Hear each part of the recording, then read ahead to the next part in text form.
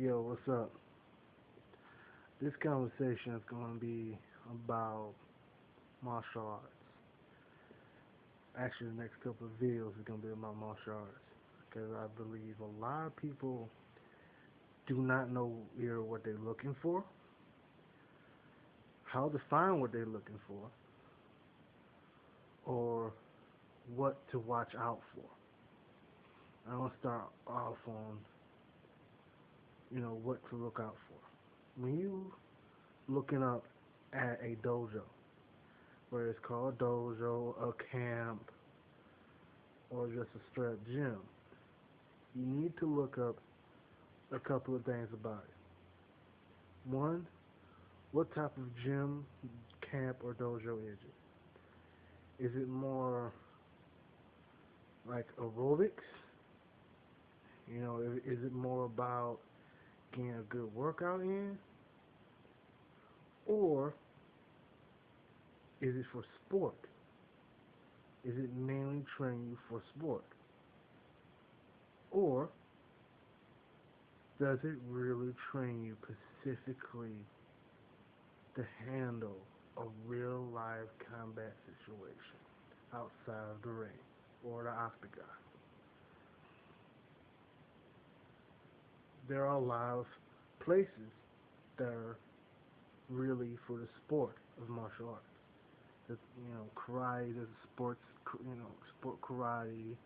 You got taekwondo that's a sport. You got MMA that's a sport. Yeah, you can use them outside the ring, but there's a problem. You limit, you really limit yourself when you training for, a sport rather than you train for the streets. Like for example, in karate, you got a real hard-nosed karate teacher that's gonna teach you the bare bones, everything about the art, the old school way. You're probably gonna be efficient enough to kill somebody with your bare hands. That's without the sport. With the sport, you probably knock somebody out. But if somebody gets a little dirty or fight without no rules, you're gonna get fucked up. You're not used to getting kicked in the groin, eye gouged. You know, you ain't gonna be able to react. A karate fighter, a karate cut, I think that's how they call themselves.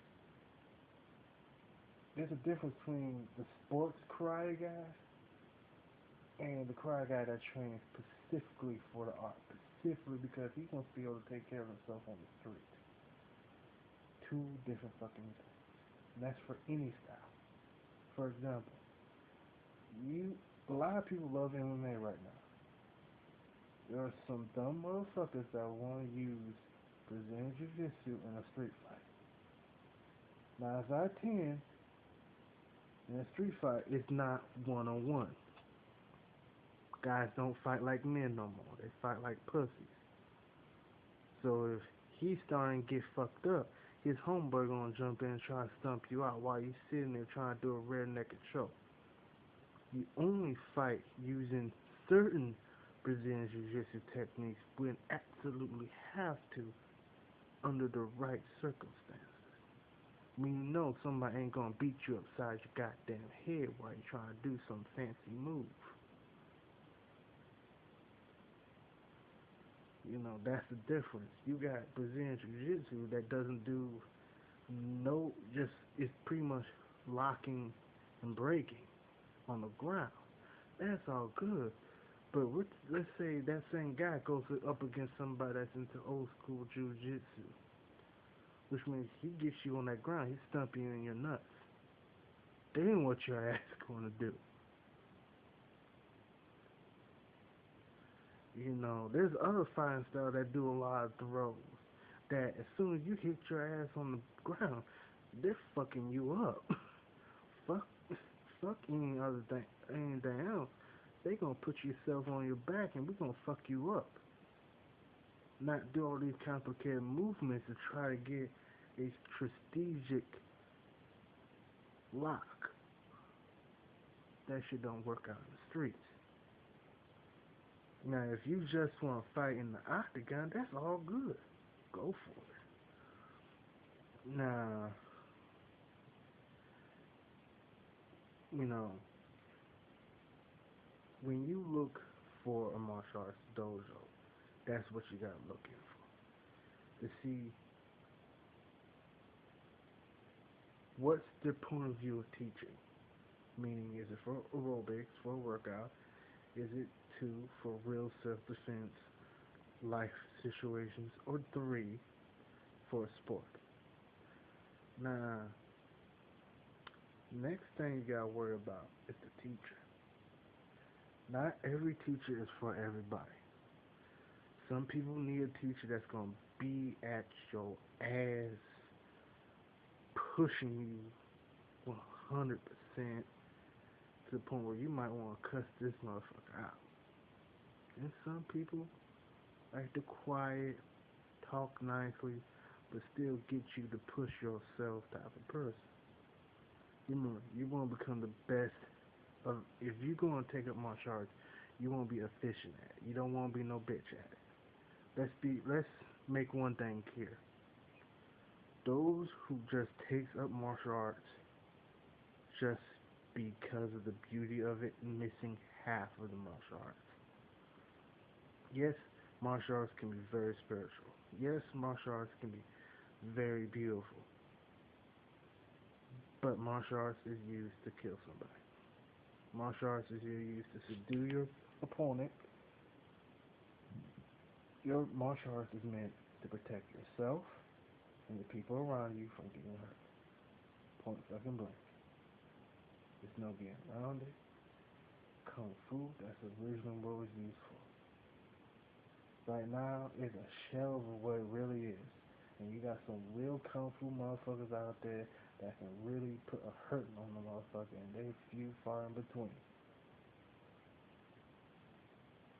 You know, you got some real karate guys out there, but you have to go all the way into fucking Okinawa or Japan or somewhere in Japan to get a real karate guy, you know. Some real shit. You know, just what it is. Now, my personal opinion, you should start off with your heritage.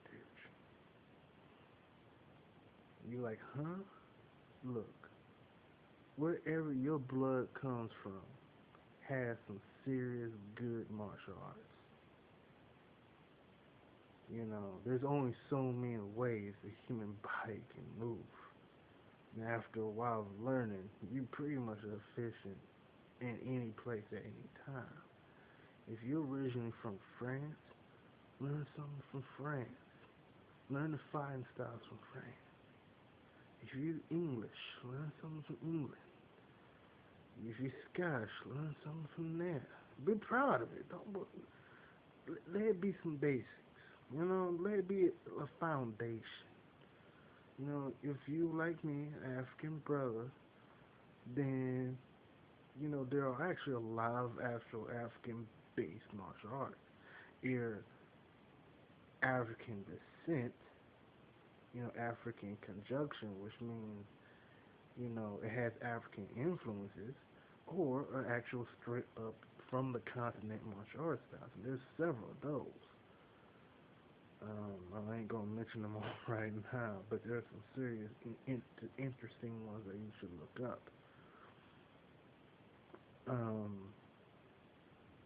Try to look up from your heritage first. There's one that I will say, and that I just got done looking up. If you ever get a chance to learn 52 blocks, especially if you're a boxer and you want to get better, 52 blocks will make you outrageous. People say 52 blocks is dirty boxing. In a way, yeah, because it's not the type of boxing for the ring. It's the type of boxing for the street. And 52 blocks will make you outrageous in the street, period. But it's mostly your hands. It's all your hands. It's coming from a boxing standpoint. You know, My suggestion, if you can, learn 52 blocks. Another one, learn some Muay Thai, but remember this: Muay Thai ain't got no type of hands. Muay Thai ain't known for boxing. It's really not. It's known for one thing only: outrageous knees and some those outrageous elbows and those deadly ass roundhouses. That's it. That's really it. And to be honest, you don't even really need to know the whole art of Muay Thai to really get the understanding of how to work your hips, to use and harden your bones and your body to actually do it. You can actually mix it up real easy. Just take that one component that you need from it, and that's it. Um, Another good African one. I said I wasn't gonna do this. I probably gonna be butchering this one. Egbe Agun. Uh, you gotta look it up. It's outrageous. It's really good. Good for self defense. I think honestly, it's probably better than a lot of fight styles out there. Very realistic, very holistic fighting style.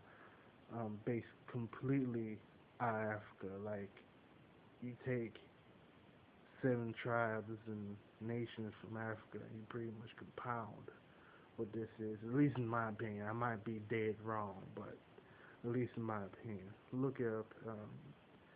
EGBE Ogun, Ogun. Look it up, read up on it. It's uh, there's actually a book out for it now called African Martial Arts, Africa with a K. Discover the Warrior Within. It's good.